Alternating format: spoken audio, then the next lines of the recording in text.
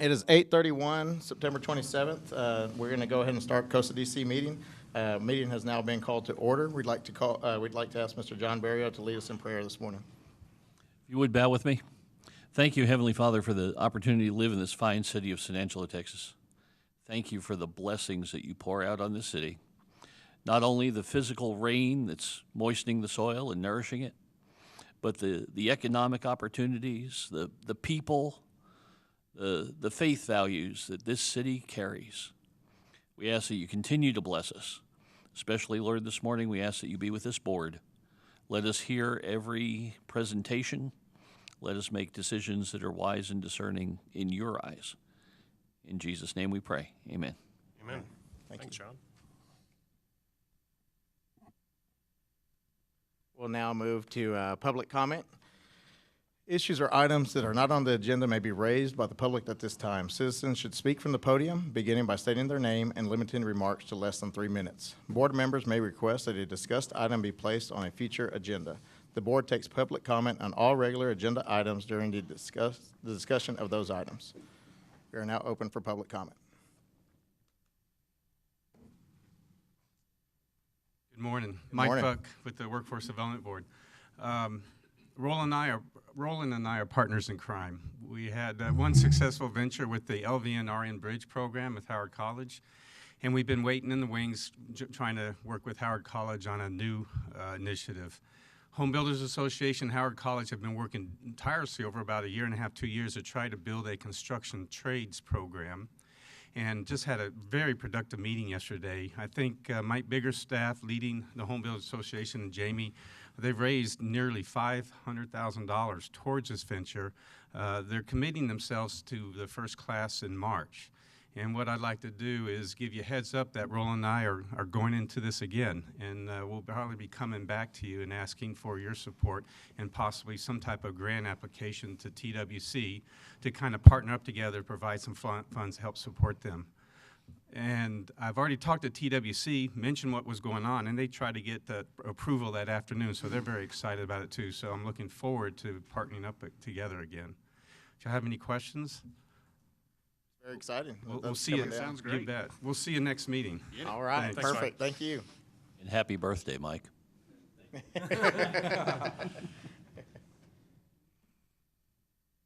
right, public comment still open. Anyone else? Okay, we're now closing public comment and moving on to the consent agenda. Can I get a motion for approval on the consent agenda? So moved. Second. Okay. All those in favor?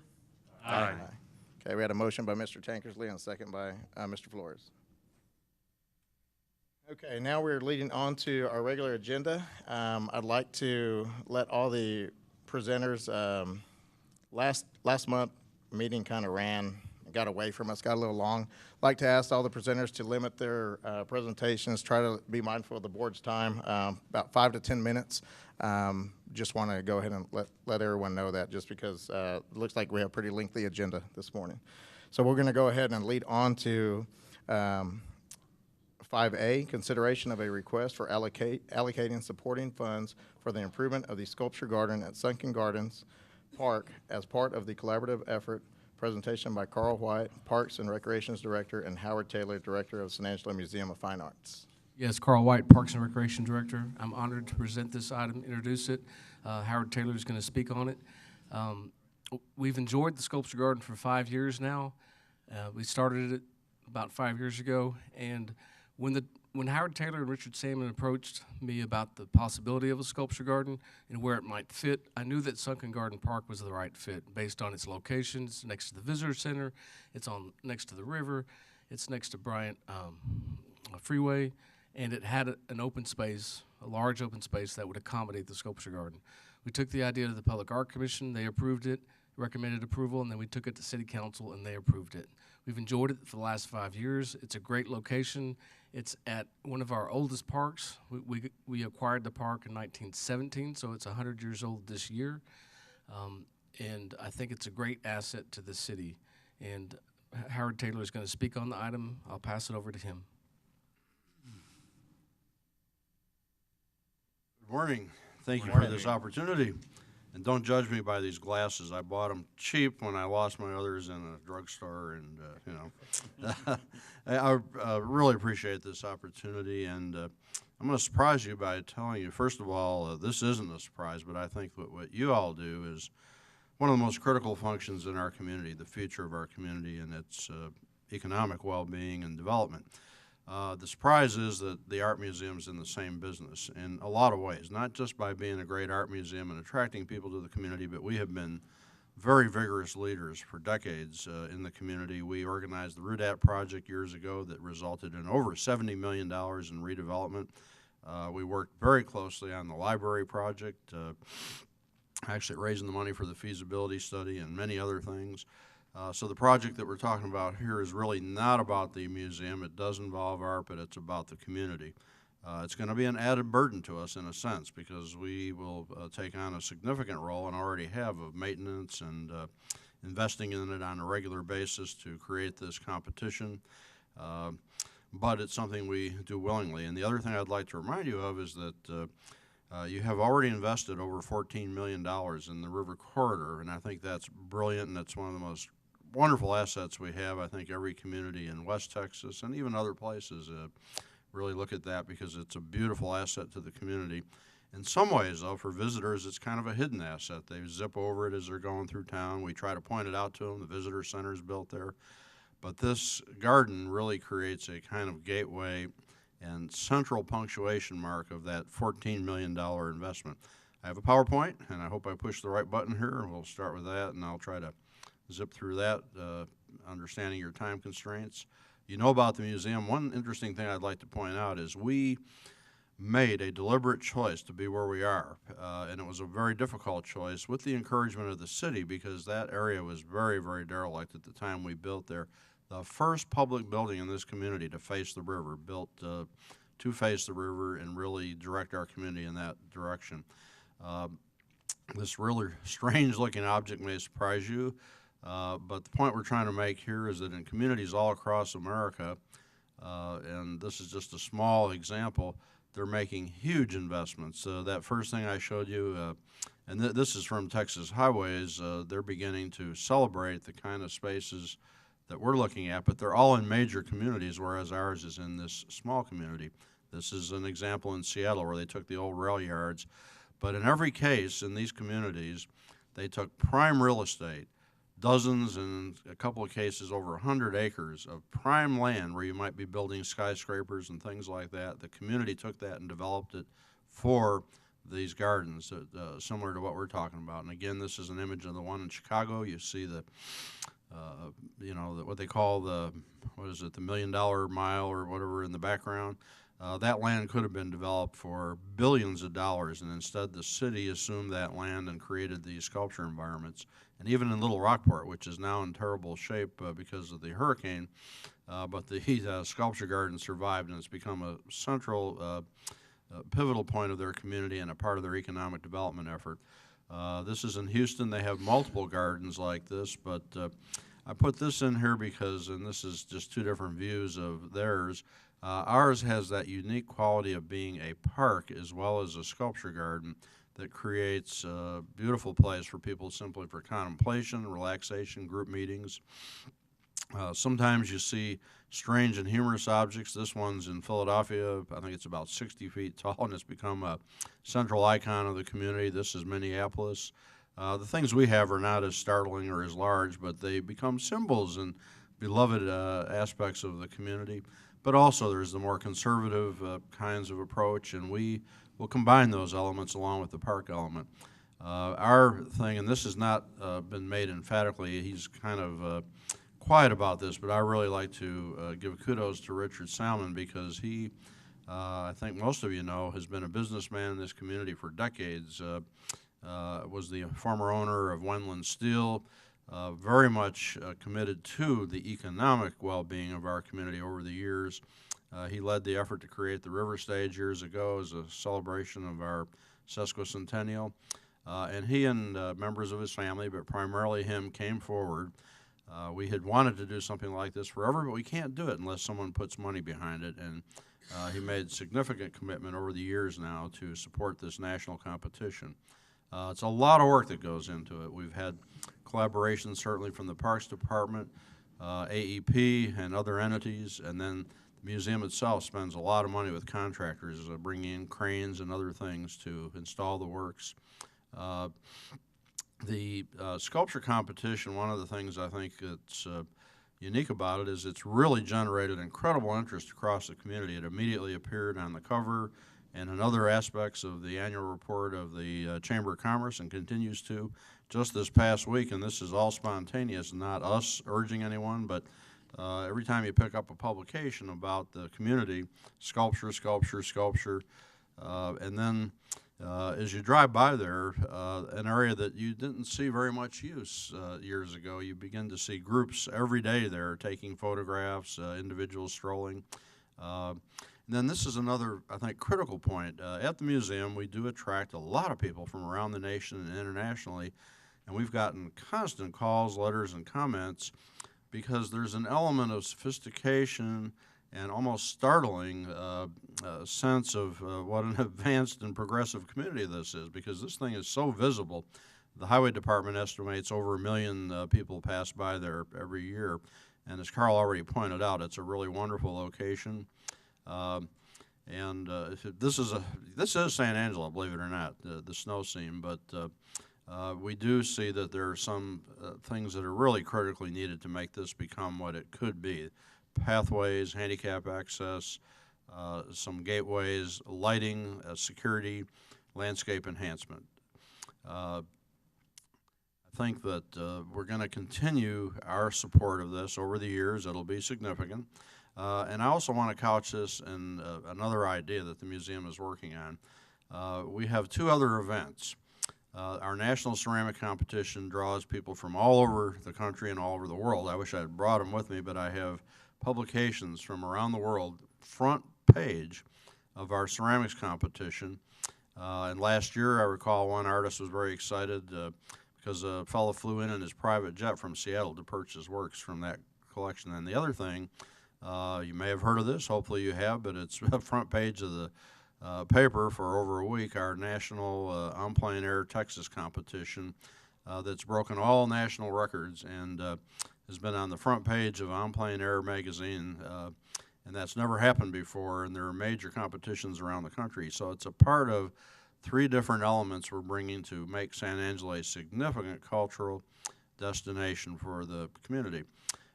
We have done conceptual plans. These are not finished plans. A part of the proposal would be to do, working with the Parks Department and the community, to do real working drawings that would show how we want to take this thing in the future.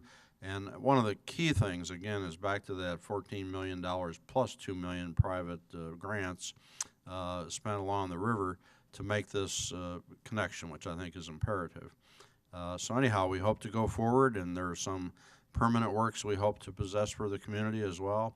And the other thing is that the works are only there transitionally. We've had some works already purchased, but the great thing is the community learns to like or not like something, and we have that opportunity. It's absolutely unique for a small community that is doing something that you only see generally in mega communities like Chicago and other places. So we're pleased to put this, what we consider a great opportunity for the future of our community before you. Thank you. Happy to answer any questions you may have. Open it up to the board for questions.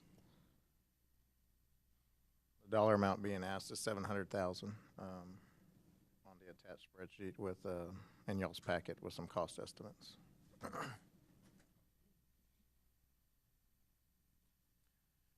Howard, are y'all approaching anyone as far as other fundraising, possibly that monies that this board may or may not approve could be matching funds for? Yes, one element that isn't present in the $700,000 request is the security element.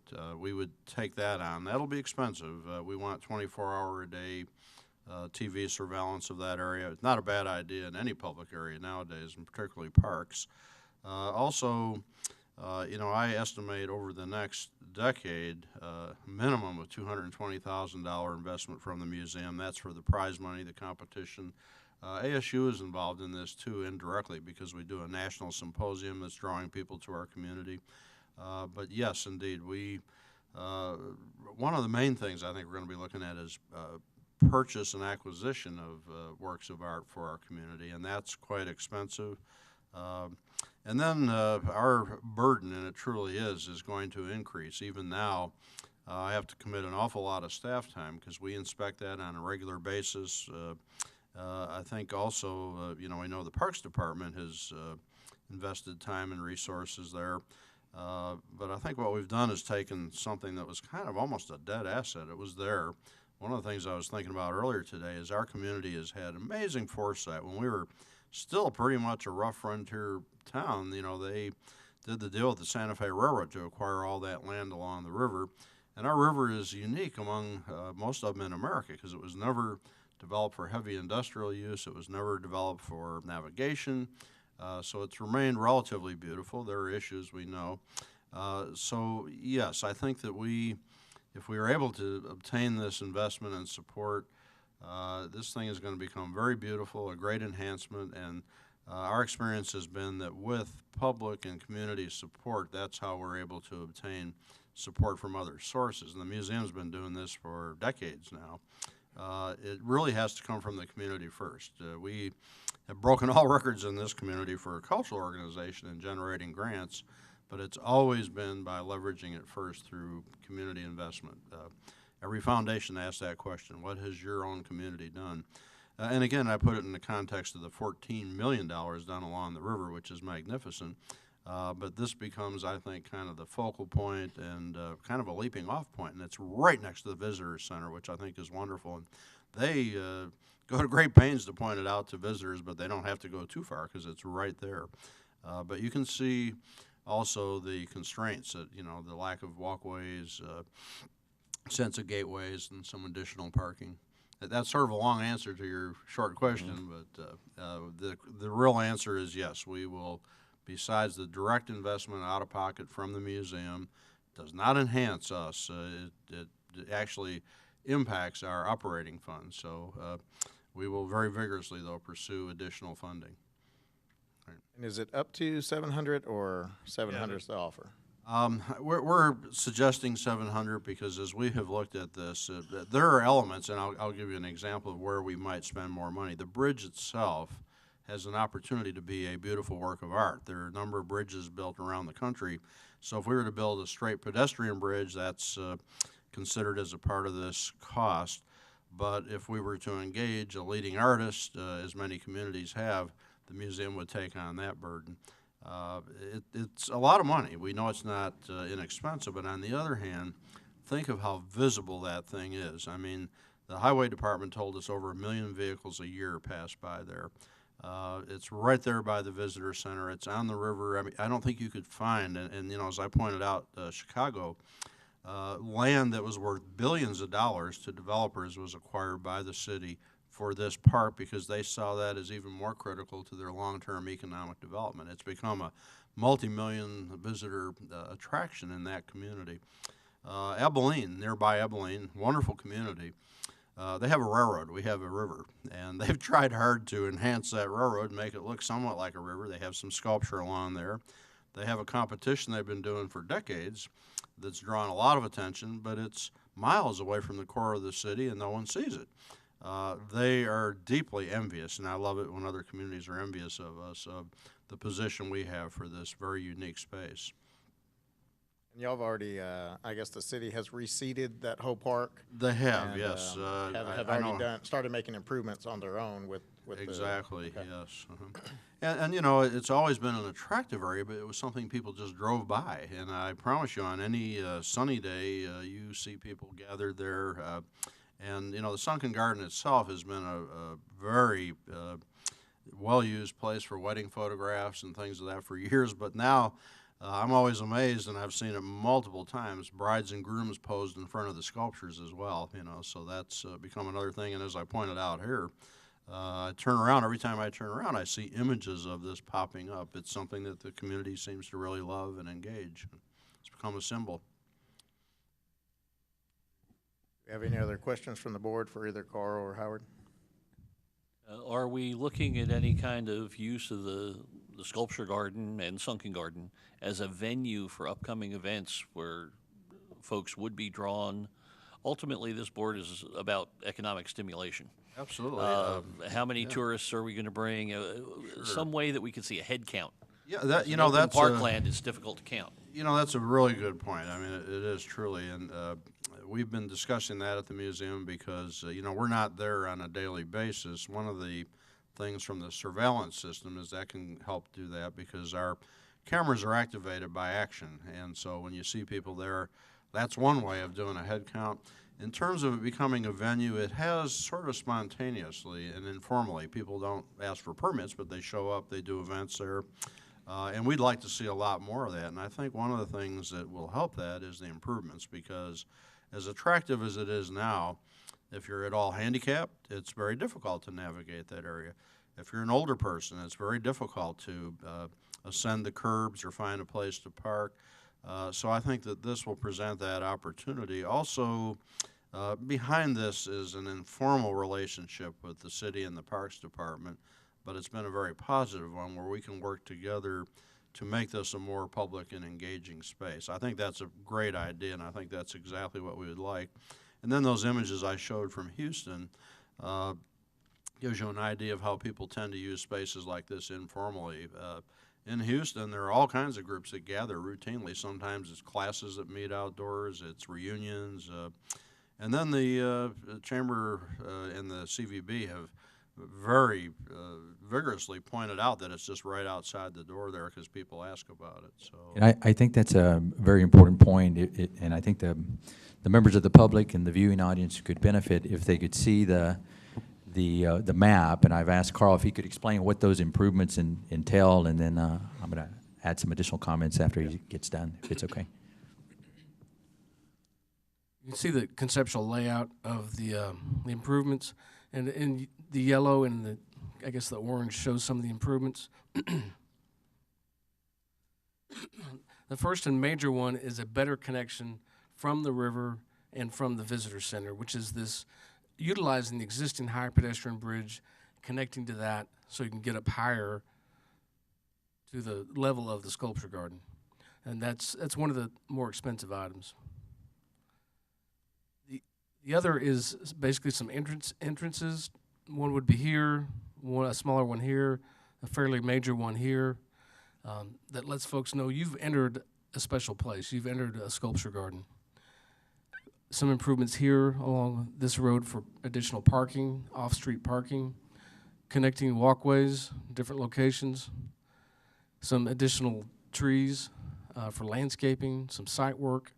One interesting thing, it was an asset that we once had and it ran for a couple of years before we had to take it out, was a pumping station that pumped water up to this location, went down the ravine, collected in a basin here, which created a waterfall, which was probably about 5 feet tall, from that basin back down to this ravine, back into the river. That would be a really interesting and attractive addition to that park to enhance the sculpture garden. Let's see, also adding some sculpture plinths, which are the platforms for the sculptures, like the 3 that exist here now. Right now, they're just setting on concrete slabs. Some irrigation improvements, some basic park amenities like benches, trash cans, and all the site work and the utilities and the design work. Did I miss anything, Howard?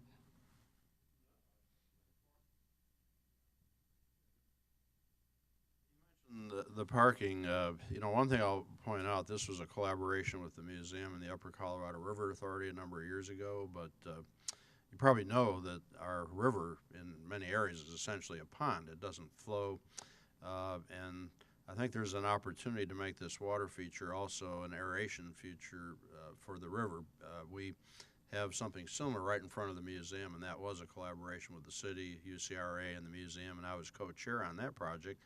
We have a series of ponds that have underground vortex separator. We bring the water up to those ponds. In them we nurture aquatic life of the region, and then the water goes back into the river. When it rains, it goes directly into that vortex. I wouldn't want to promise we could do exactly that here, but at least we would have an aeration feature for the water. It would not be dangerous because it's a very shallow pond, but also very beautiful and not in any way environmentally detrimental, but the opposite. I think it would be environmentally wise to do that because, again, that still water that sits right out there would begin to have circulation, more oxygen in the water, and I think make it a healthier river. So there are many, many levels in which I think this amazing space that we have in our community, where other communities desperately search for land and they don't have it in the core of their community. That's one of the great assets that this town has that I think makes it unique besides the river, is that we, decades ago, when we were still a pretty rough frontier town, dedicated land for this purpose. And I think in this generation, it's an opportunity for us to continue what they started for us so long ago.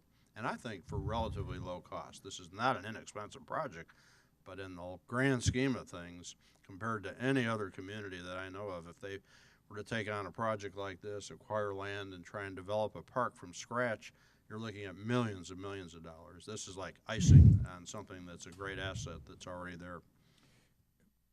Interesting Board that members. you raised that comparison. $700,000 does compare to, what, 3 or 4 houses, possibly 2 houses in that neighborhood. Very true. It's proportionately a small investment for a large piece of property. I, for one, support this. My only question would be on the funding. Should this board fund the whole $700,000, or should we possibly go 50% and ask for matching funds, or some other figure? I just don't know at this point. I'd be good with matching funds. Not the whole 700,000, but that's my. And one of the things I reflect on is what we fairly recently did with the dog park. Yeah. Those who truly wanted it were supportive. Didn't we do that with what was it, SAPAC or the Performing Arts Center? I believe so. Matching funds. Oh, sorry. So I'd feel more comfortable with matching funds than the whole 700,000. If we were to do that, I would encourage you to think of more like 2/3. And the reason I say that is back to the museum's commitment to the community. We're already raising millions of dollars, and it's very, very difficult. Sometimes people think we're rich because they see that beautiful building. An interesting point about that is 80% of that money came from outside of San Angelo that we brought into this community. A lot of people thought that it was, a few rich folks locally. I wish that were true, but we're also making incredible enhancements to Oak Street. If you've been by there, I think it's the most beautiful street in the community, and we're going to continue that with the tree plantings, walkways.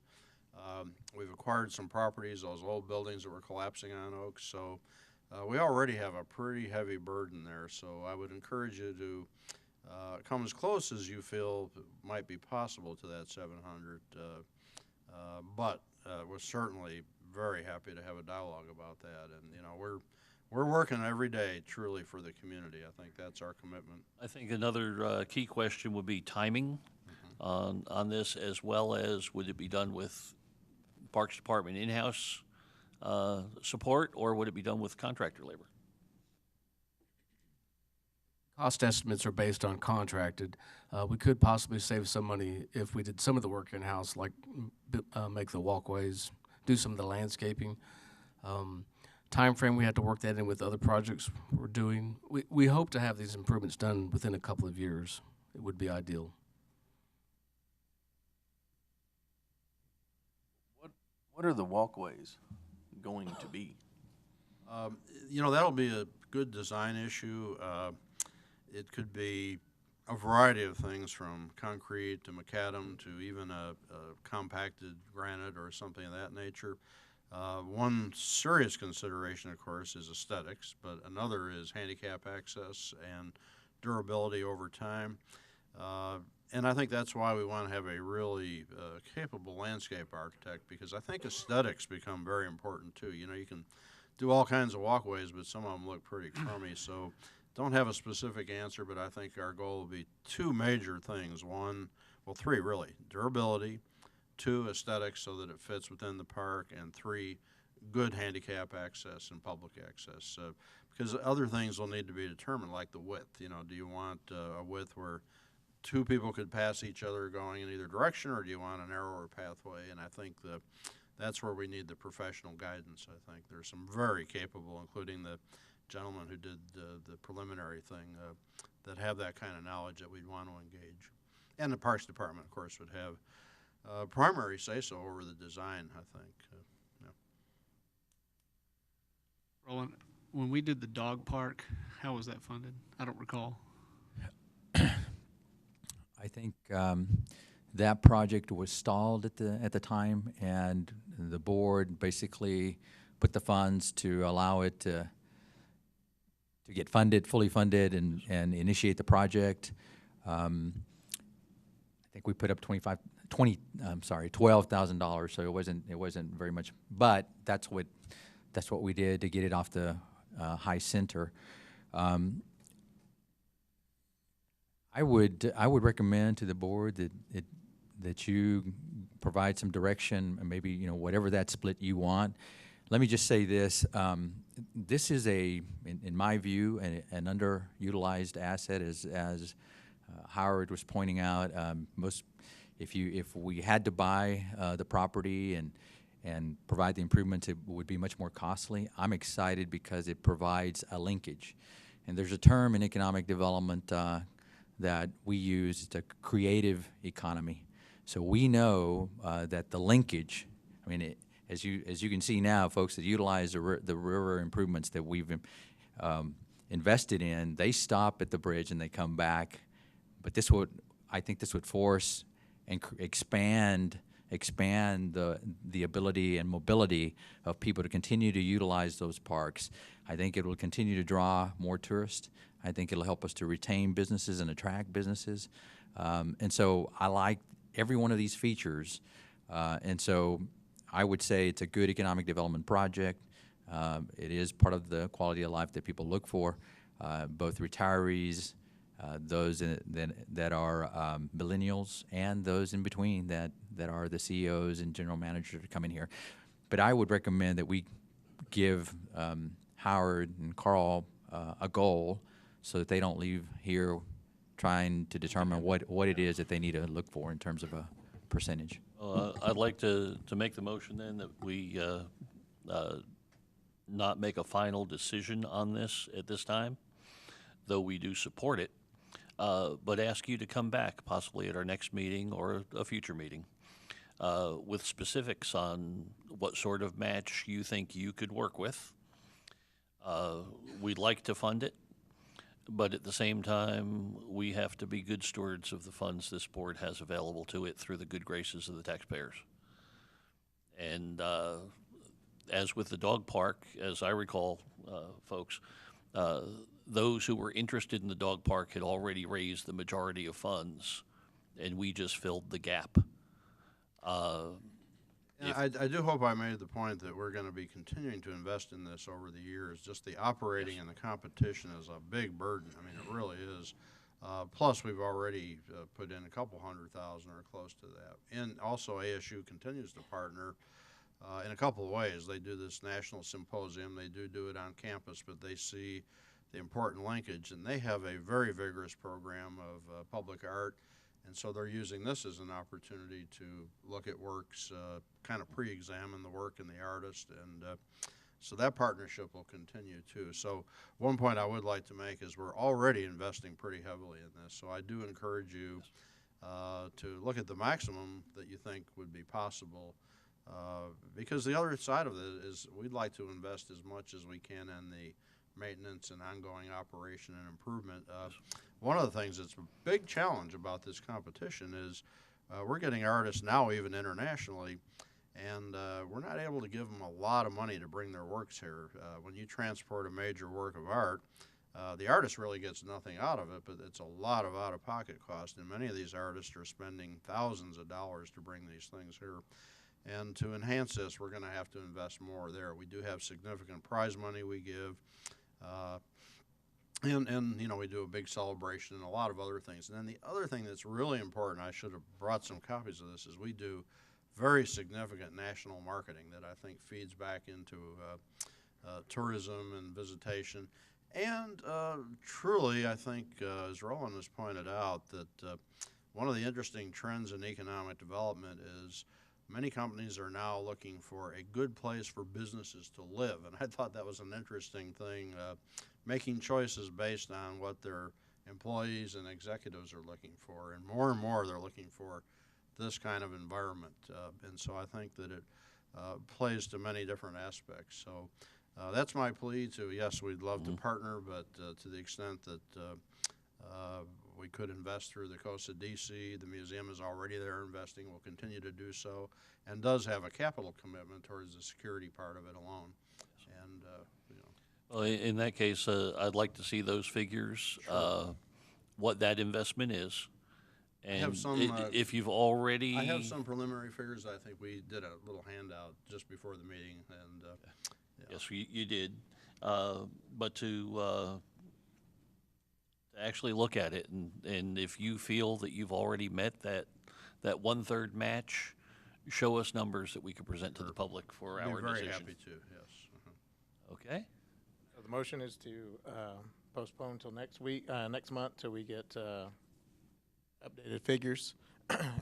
And is that the motion that's on the floor? Yes. Okay. Can we get a second? I'll second that. All right. All those in favor? Aye. Aye. Thank you very Howard. much, Thank Thank you. you again for this opportunity. Yes, sir. Thank you.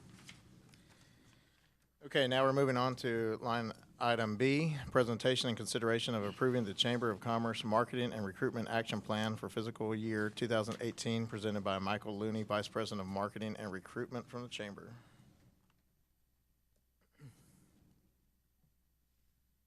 All right, well, thank you very much for the opportunity to present the Chamber of Commerce's 2018 Marketing and Recruitment Plan of Action, which is included in your board packet in detail.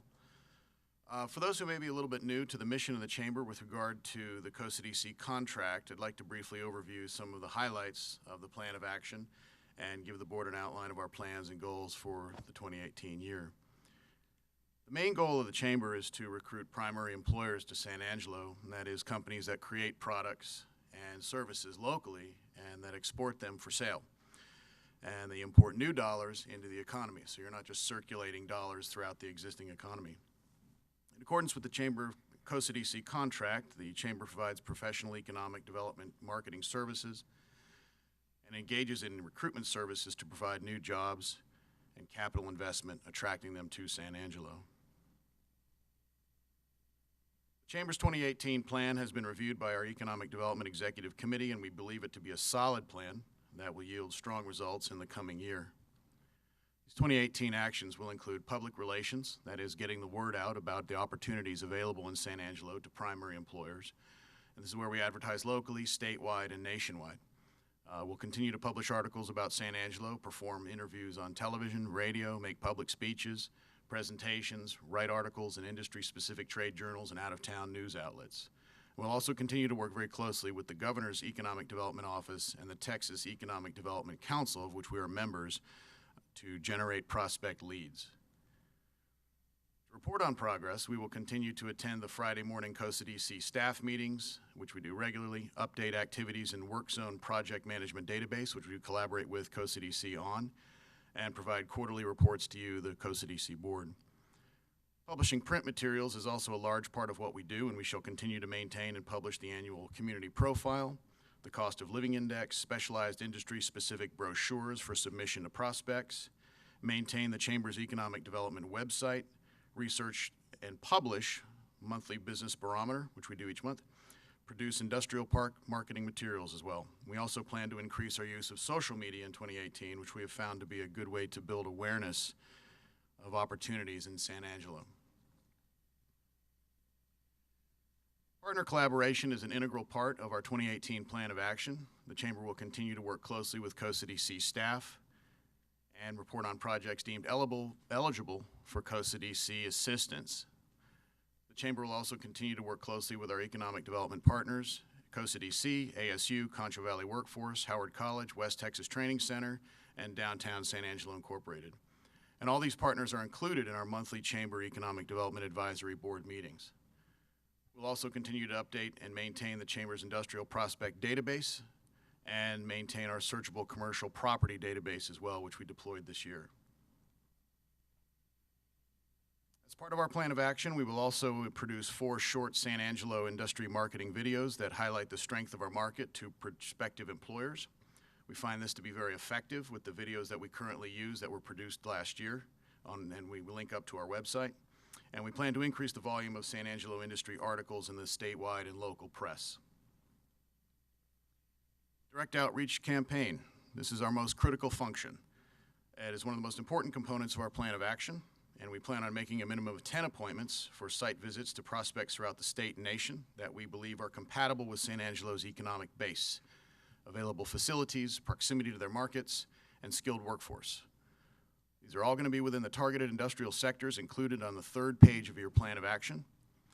Our plan is not only to conduct external site visits, but to invite companies to our San Angelo market so we can educate them on the advantages of our market and workforce. We plan to host a goal of at least 5 tours of external companies to tour San Angelo in the coming year. And as part of our outreach practice, we plan on creating a survey of San Angelo area manufacturers to discover any companies that they trade with that might be candidates for recruitment. We find that existing local companies are a very good source for recruitment leads, mostly in the form of top suppliers that they work with. And all these findings will, of course, be shared with our Co-CDC partners and our other economic development partners as needed.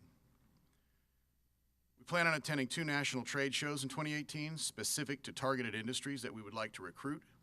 We've cut this down from 4 to 2, so we have more time to prepare and follow up with leads that we generate from these trade shows.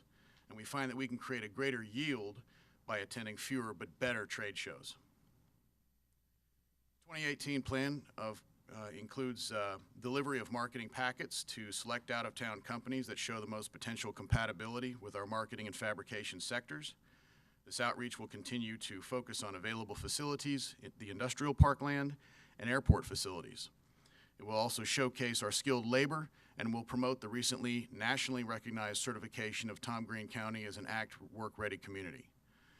And finally, in 2018, the plan of action will include the Chamber's continuing support of Goodfellow Air Force Base with its P4 program. These are projects to foster strong relationships with the Department of Defense, the Air Force, and we're going to continue to assist with acquisition of new missions and enhancement of the existing facilities.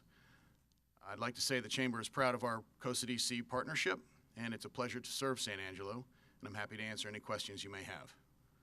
That was under 5 minutes. That was good. Appreciate it. Well done. All right, I do have a couple of questions. I noticed that there's 2 websites there. I mean, I thought the focus with all the partners in collaboration was to narrow it down and kind of streamline it so one wouldn't be searching, a business wouldn't be searching over here and over there, and there was too many out there. Which do you see? Do you see the Economic Development San Angelo? Yes. Yeah, that is another way that you can search. If you type in on Google Economic Development or San Angelo Economic Development, it'll take you to Advanced San Angelo. Okay, so it'll filter you. Exactly. Okay, I thought it was a brand new, and I was like, yeah, and whoa, I put them both on there just because I didn't want somebody to think it was a whole new website. That clears but we it did up. that because and it was very successful. We did it so that when someone Googles economic development, it'll bring them to that clearinghouse. Okay. Perfect. And then my next question was, we're going to have a meeting prior to this meeting. Yes. That did not transpire. That's right. I'd like to have that pretty soon. Yeah, October is when we're going to do it, and we'll pick you out a date. Wait, I just need to collaborate with this guy right here. I can collaborate with them too. I know you can. You know him, don't you? Mike Boyd, current interim president of the chamber. Yeah, I delayed that. Okay. We've got some suggestions, and I know we're doing the modification on the 2018. I've gone through that entire budget, and it's not a difficult process, but I think the process, we need to look at changing it. Yes. The billing cycle and the way we get invoices in is after that monthly billing cycle, and we don't get to ask for that money to being reimbursed from you.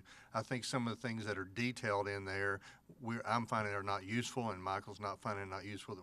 We've kept responses. In some cases on mail outs and things, we've gotten 0 responses. So I'll come to you with a pre-meeting and make some recommendations that we can sit down and discuss, and I think it'll be a lot better use of our funds, and we'll actually see some benefit from it. All I wanted to tell you real quickly if you're like me, you like specifics. And I know we talked about Dragon and getting those guys here, and we're working on currently 200 jobs that they're looking for. They've already employed about 25 or 30. We've got them hooked up with getting the facility cleaned up, getting security handled and all that. We're working with West Texas Training Center to find a location. We need a location to train fabricators and welders right now. So we've got 6 locations we're looking at. We think we might have found a smaller one yesterday. They're fairly expensive. They're in the $7,000 to $10,000 range. That's too much for West Texas Training Center. I think the good news is in talking to those small manufacturers, they're willing to help fund the training of those people, and that's important for Howard College and West Texas Training Center. So we're working on that. Goodfellow's got a lot of things going. Some of them have been announced, some of them haven't. We've got a real critical thing coming. The federal government has a location in D.C. where they train, I'll say, cybersecurity and terroristic threat, bombings and things that you've seen nationwide, only in D.C. They're looking for regional sites, and we've raised our hand at Goodfellow and said we want to be one of those sites because we have the facilities. We're currently in the process asking for the grant from the state that we'll know in December to build out 9 classrooms. That'll be classified secret classrooms, of which all these governmental agencies, and include Sheriff's Department, DPS, anybody nationwide, and look at bringing those people here. We're pretty far down the road on that. We're not just ready to tell you all that, but I think that's a strong opportunity that's going to happen to us in 2018. Along with that, we think we'll pick up another mission. Well, we know we'll pick up another mission from another Air Force base in 2018. We hope to have that on ground in the first quarter. That will bring us, we think, a total of another 350 students next year. So there's a lot of things happening in that sector as far as economics development is concerned that I think you'll be pleased with. And our website at the chamber is going to be totally revamped. We're going to look at it needs to be a one-click direct link. So if it's CVB, you click on CVB. You want to know the activities for September, you click on September and they pull them all up. Same thing what we're going to do with Coastal DC and economic development, have it totally linked together to where it looks like, to me, I want it to be one entity. I want them the consumer, the community see the same thing, send the same message from both entities. So probably going to be May or June before we get that totally up and running, but it'll be nice. Any questions? Any other questions from the board? Thank you. All right, thank you, Mike. All right, this is a voting item, so we need a motion for approval. I'll make that motion. Second by Mr. Coles. All those in favor? Aye. All right. Now moving on to line item C. Consider a resolution authorizing the board president to execute task 2 of the professional service agreement in the amount up to, but not to exceed $280,000 with Park Hill Smith and Cooper, Inc. to perform professional engineering and surveying services for infrastructure design for Phase 2 of the San Angelo Business and Industrial Park. Presentation by Bob Schneeman. Thank you. Good morning. Good morning. The board may recall that at the last meeting, Park Hill Smith and Cooper gave us a fairly extensive presentation on conceptual layout for Phase 2 of the industrial park. This is now that we've received their proposal, cost proposal, to create the actual design plans to implement that master plan. I've broken these tasks down for you basically, and I'll go through them very quickly. We do have to do a subdivision plat to create all the public streets, and at the same time we are going to include the 52-acre parcel for AEP because just for the sake of expediency. The cost of that's $12,000. Surveying activity related to that and also topographic surveys is $24,000. The actual infrastructure design is $170,000. Timeline for construction drawings, we're looking at December 1st for the portion required for platting the AEP lot and for getting them their initial building permits. February 1st for the remainder of the infrastructure. What that slide is. We've also included a bidding and construction phase services in their proposal. And the unique thing about this is we're doing this one on an hourly not to exceed this particular task. And the reason we did that is because the scope of this item will be dependent on what services we can get through our purchasing department and also through our engineering department. And then the other side of that is we're not entirely clear at this point on how much direct involvement the engineers will be required to have under the EDA grant. As you may recall, we're looking to get about a $1.25 million Economic Development Administration grant to fund some of this work. So that item, we've asked that we do it on a time and materials basis, if you will. Sorry. Jumpy. Just to remind you, this was the final concept for this phase, the first phase of development of phase 2, if you will. This is the AEP site that we've been talking about. So we need to get infrastructure to them. We've already had a consultation meeting with Development Services for our portion of the project, which is the public works improvements, the infrastructure improvements, if you will.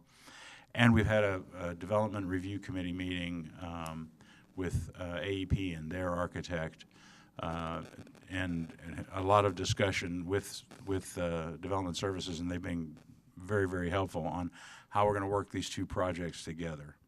So just wanted to remind you what that looks like. And we do need approval for this. And then I want to point out too, I think Roland will talk more about it towards the end of this meeting, but we are in all probability going to call a special meeting. There's a technicality in the Texas Municipal Code that says that under our section 505 says that the board needs to declare this as a project, and that wording was not included in the resolution, so we may have to have a special meeting to take care of that. I'll open it for questions. Any questions for this line item? Okay, we're going to need a motion for the resolution. So moved. Second, Mr. Dindal. First by Juan. All those in favor? Aye. Aye. None opposed. Thank you, Bob. Thank you. Thanks, Bob. Okay, now we're moving on to line item D, consider resolution approving a project in support of the City Council and expenditure of promotional campaign to expand the air service marketing initiative and advertise the City of San Angelo for the purpose of developing new and expanding business enterprises and authorizing the President to negotiate and execute a performance agreement in the amount up to, but not to exceed, $60,000 with McLaughlin Advertising, presented by Roland Pena, Economic Development Director. Good morning, board members. Morning. Good morning. This item has to do with a promotional campaign that will help to expand our air service marketing. It will advertise the City of San Angelo and its benefits, one being the air service benefits, creating a positive perception about doing business in San Angelo. The intention is to continue to develop new and expanded business enterprises. The result, the recommendation comes from the Air Service Working Group. So this is a result of some of their work. Our president, Edward Carrasco, has been serving on that board, including Tommy Hebert, our former board member, in addition to the mayor and some other individuals. If you want to talk more about that, Mr. President. Yes, we've met several times, and I feel this is a great project to take on. Air service has always been key to maintaining here in San Angelo, and obviously we love to see growth in that industry. So I'm a big proponent of this project that's on the floor right now. So let me be clear, it is strictly to promote San Angelo and doing business in San Angelo, and the air service is an additional benefit to that. So we're asking for approval of the resolution to allow staff to negotiate a performance agreement with McLaughlin Advertising. It will be a year-long campaign in the amount of $60,000, and it will include external marketing. Glad to answer any questions you may have. You part of this going to be getting us another flight, getting our flight back. I don't know how long that'll take, but let's say it creates some demand. If it creates some demand and the airline takes notice, or additional airline takes notice, I do have Lou back there in case he wants to chime in on it. He's running to the. I sure would like to see that flight back. The reinforcements are arriving. Just saying. On an additional flight, just to answer your question, for the Yes. month of November, December, and part of January, we will have 4 flights a day from American Airlines. Okay. What about For those 3 months. what about January to the following? What if we talk in January? I want that flight back. That's exciting, though. I mean, I'm glad at least we're getting something. Maybe that's we'll see. I also want to remind the board, we back, I think it was about a year ago, we had approved for the air service marketing a consultant that has been working with this task group to provide the studies and make recommendations on strategy. So it is a group that is being well informed and has some additional professional consultation. any other questions? All right, can we get a motion for approval? Moved. Second. All right, second by John, first by Scott. All those in favor? Aye. Aye. All right, so moved.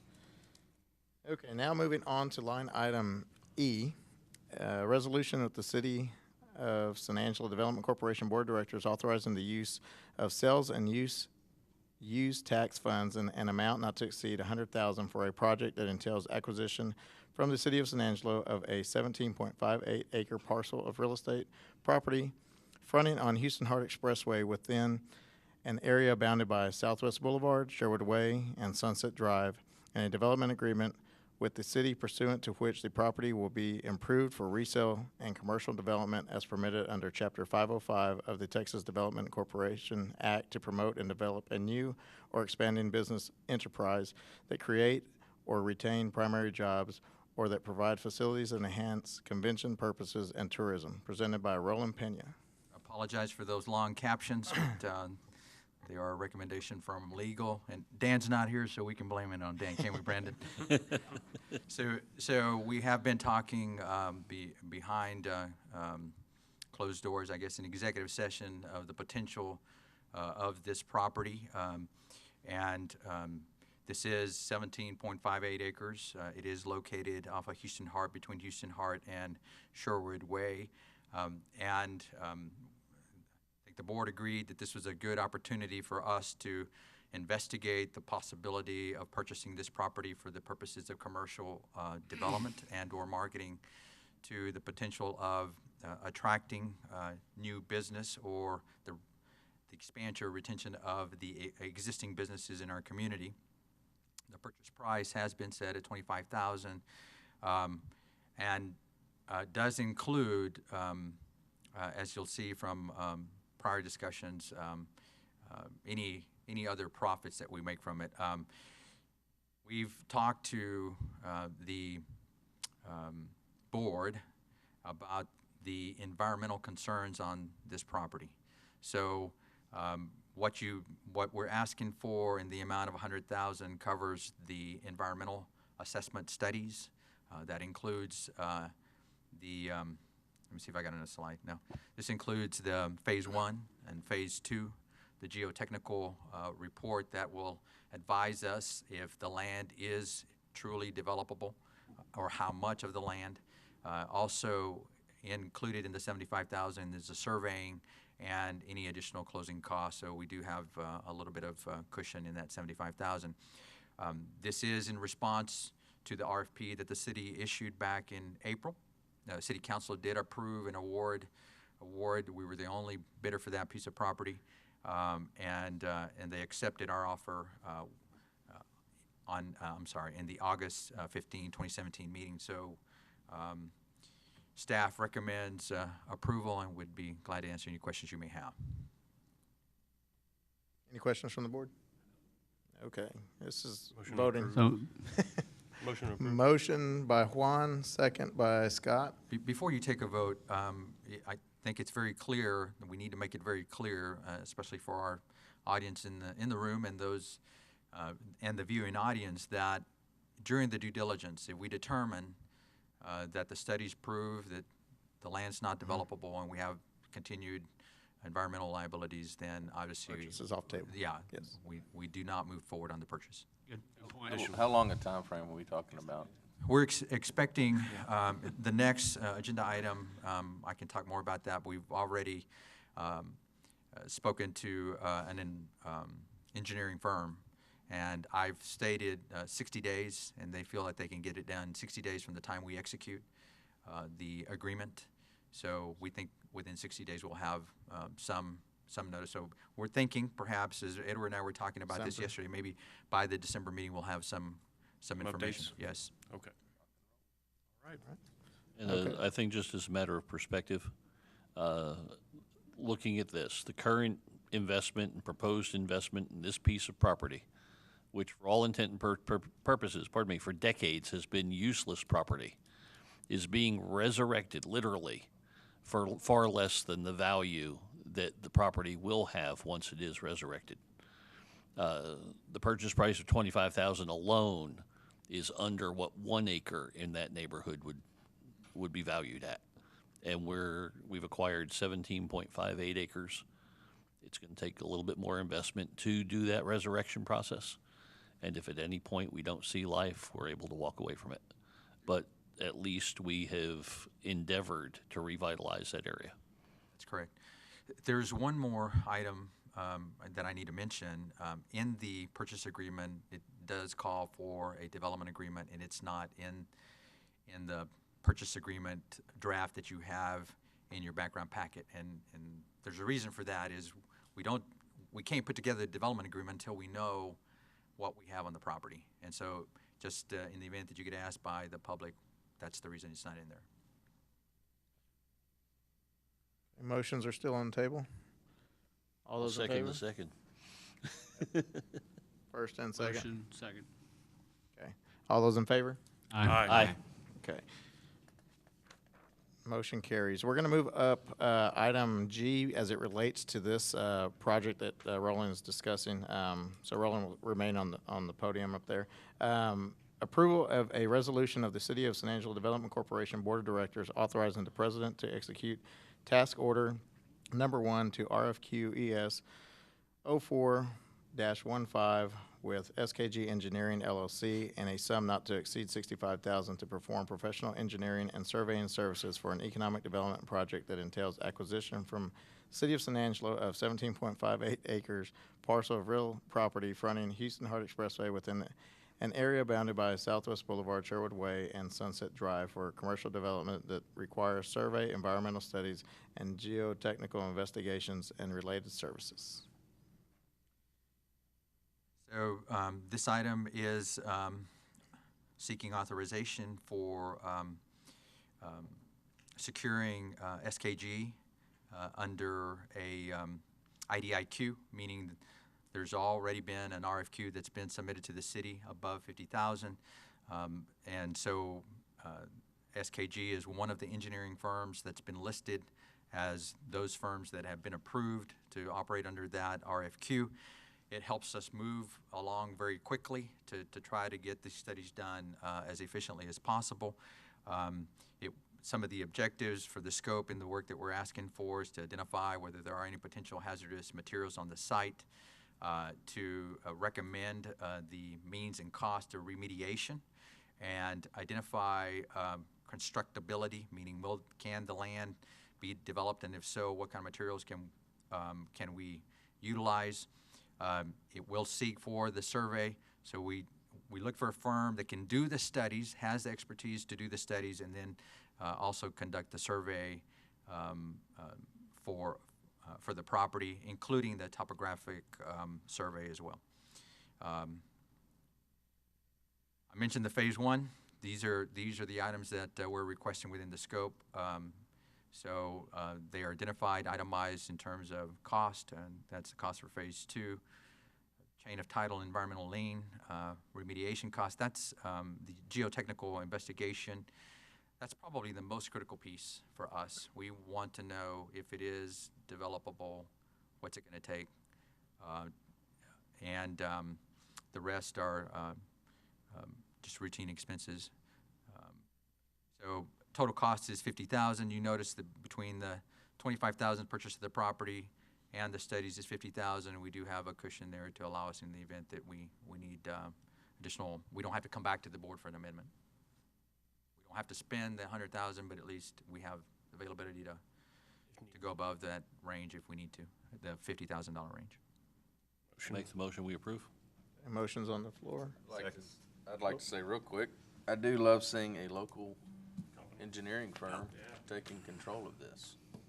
So I will gladly vote for this. All right, we have. Well, there you go. What more do you need? We like gladly. Is that a second? That was a vigorous second, it sounded like. Okay. We also had a second. I was going to say, Dr. Cummings already beat you, Mr. Vigorous. Third. Third, okay. Dr. Cummings is second. All right, all those in favor? Aye. All right, motion carries. Moving on to line item F, or back up to F, considering approving the proposed Coastal DC meeting calendar for 2018 by Ms. Nora Navarez, Executive Office Coordinator. Good morning, Board. Morning. Good morning. Morning. So, before you, let me see here. There we go. Nay. Before you, I have the meeting calendar for 2018. So, if you would just take a moment to review that if you have not had that chance. But for our viewers, our Coastal Development Corporation meetings are held the fourth Wednesday of each month, and they begin at 8:30 a.m. and held here at the McNeese Convention Center, the Council Chambers Room. You'll notice that for the 2018 meeting calendar, the meeting for December 19th, which is our December meeting, is not on the 4th. It's the prior week, so that is because of the holiday. So just to let you know that that's the only adjustment. Okay. As a reminder, though, for this year, our meetings for November and December have been adjusted, and I believe that each one of you have that adjustment on your calendars as well. So, but the meeting for They on November. the second? I don't Second. Yeah. I didn't get that notice. I didn't get that memo. So the meeting for November is November 15th, and then the meeting for December is December 13th. Okay. We're meeting on Now- the second.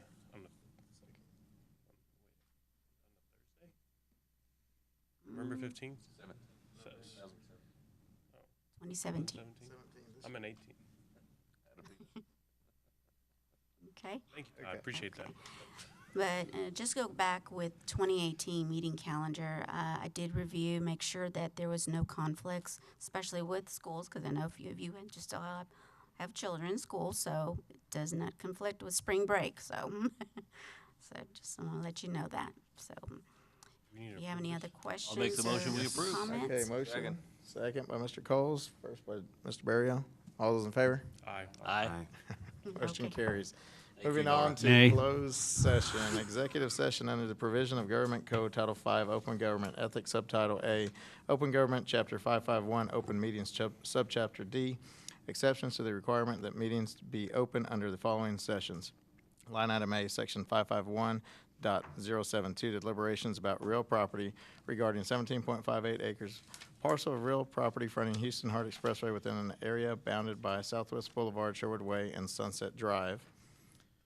Line item B, Section 551.087, 2, to deliberate the offer of a financial or other incentive with Detmar Logistics LLC that the governmental body seeks to have locate, stay, or expand in or near the territory of the governmental body and with which the governmental body is conducting economic development negotiations. It is now 9:40 and we're going into executive session. Okay, it is now 10:04 and we are out of executive session. We're moving on to line item 7A.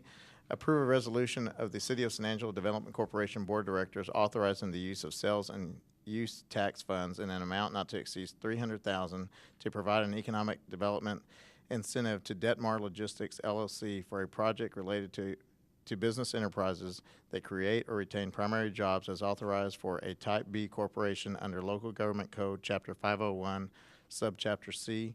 Presentation is going to be by Economic Development Specialist Shannon Scott. I will now recuse myself from the conversation.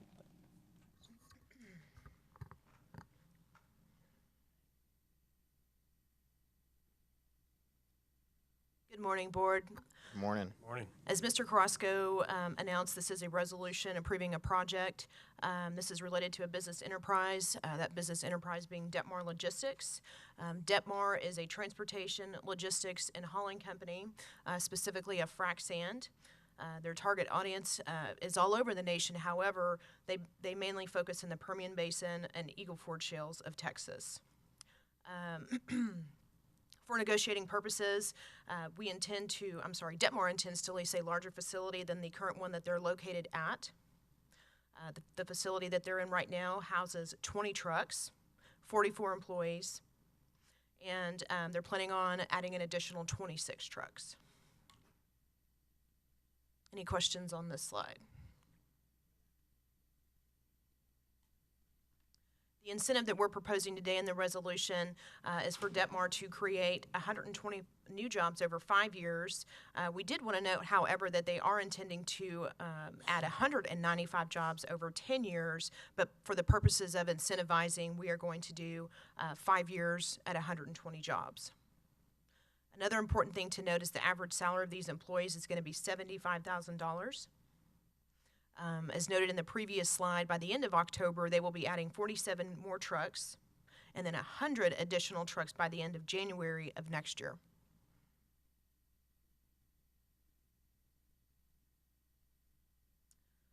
In the resolution, we are asking that they make a minimum capital investment of $5 million, which will include their business and personal property, specifically their equipment and the trucks that they will be purchasing. Again, the job incentive that we're offering is over 5 years. That's going to be $2,500 per job at 120 jobs for a total of $300,000. Another condition of the resolution that we're asking of Detmar is that they render their equipment here in Tom Green County. They do have a corporate office in San Antonio, and their local office is here in San Angelo, obviously, but all of the new vehicles that they're acquiring, we do ask that they register them here in Tom Green County, and they have agreed to that.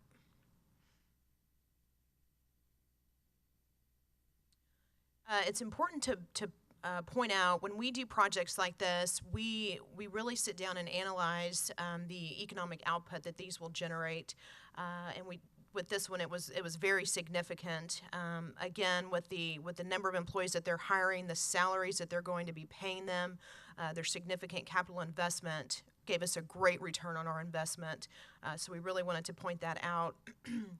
As you'll see, it's going to produce $75.5 million in annual economic output and increase the gross annual product by $38.4 million. So great return on the investment. Any questions so far? And that is it. I'll be happy to answer any questions. I know Craig with Detmar is here as well. He'd be happy to answer any questions as well. Craig, would you like to come up and announce anything to the board, or?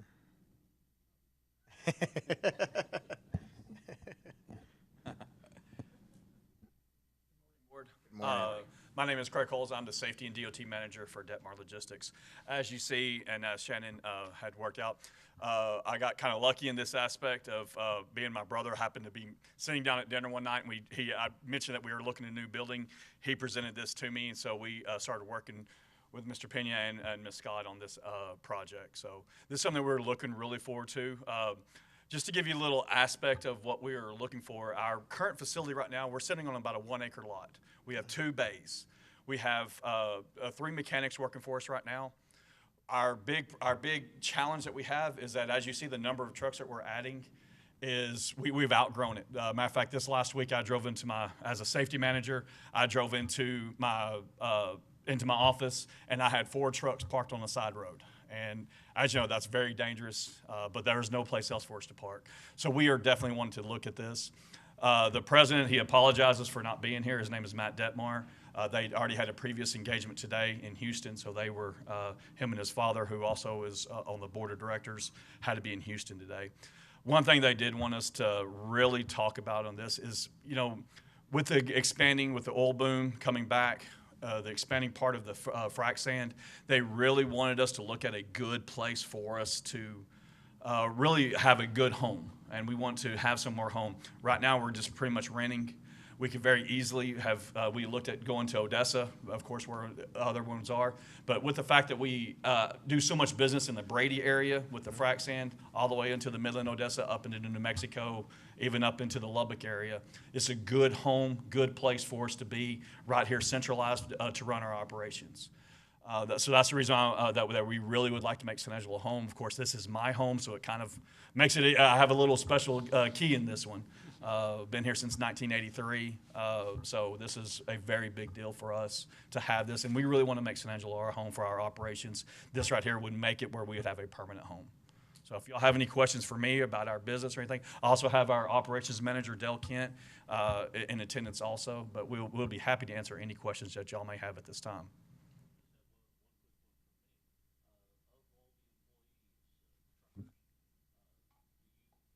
Mike.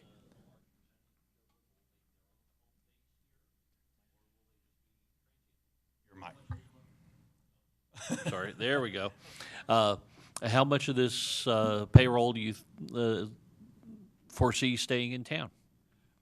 It's really hard to say in the trucking business. I mean, we have guys from really all over the nation working for us. So to say that they're going to move their families down here, to say that, it's hard to say. Now, I will tell you, whenever I'm doing my orientation with my new employees, of course, I brag about San Angelo. I brag about some of the things about this town, about the great place it is for me to grow up and for them. I know for a fact that I've already had 5 of my guys have moved here, have moved their families. I have others that have wanted to, that, you know, just the logistics of it, of getting them to move families, you know, move everything. It's a hard thing, but I can't say of exactly how many. I know that there are plenty that do that. Now, on secondary to that, we also have a certain division that we are going to be hiring only local drivers. We have a division of transfer that we just do transfers, and they work 12-hour shifts. They're not like the over-the-road truckers that our other guys are. And currently, I have 4 employees that are local drivers. We are looking to bring on 8 more drivers hopefully in the next 2 weeks. So, and those have to be, because they're 12-hour shifts, those have to be local guys. So, and if this is a very profitable, like we hope, that project is also going to expand with not only with our over-the-road. So, to answer your question in kind of a roundabout way, kind of. At best, I was hoping for an estimate. You did Yes, well. Yeah, unfortunately, it's just so You hard did to say well. with this. It really is. Thank you. Yes, sir. Any other questions from the board? Motion to approve. Okay. Motion by Mr. Tankersley, second by Mr. Flores. All those in favor? Aye. Motion carries. Thanks. Welcome, and best wishes to you. Okay, now we're moving on to line item B, announcements and consideration for future agenda items. As indicated in the regular agenda, item C, we are needing to have a special meeting to declare the resolution a project for the Park Hill Smith and Cooper. I'm going to open it up. Does next Wednesday work for everyone for a meeting time on October 4th for the board? And yes. If so, Yes. what time? Does it have to be 8:30, like normal meeting, or 9, John? 9 o'clock, 10 o'clock sound better? You call it, I'm good. Okay. 9. I'll be somewhere else. I can't make Okay. that. Yeah, he can't make it. Okay. Let's see. Wait on. So right now we have 3. So let's see if Todd's available. Oh, welcome back. Mr. Coles, are you available next Wednesday for a special meeting in the morning? Preferred 9 or 10 o'clock. Probably won't Not take, be a problem. probably Okay. won't take 20 minutes. Should only take 20 minutes, okay. Where? 9 o'clock here. The 4th? Yes. Okay.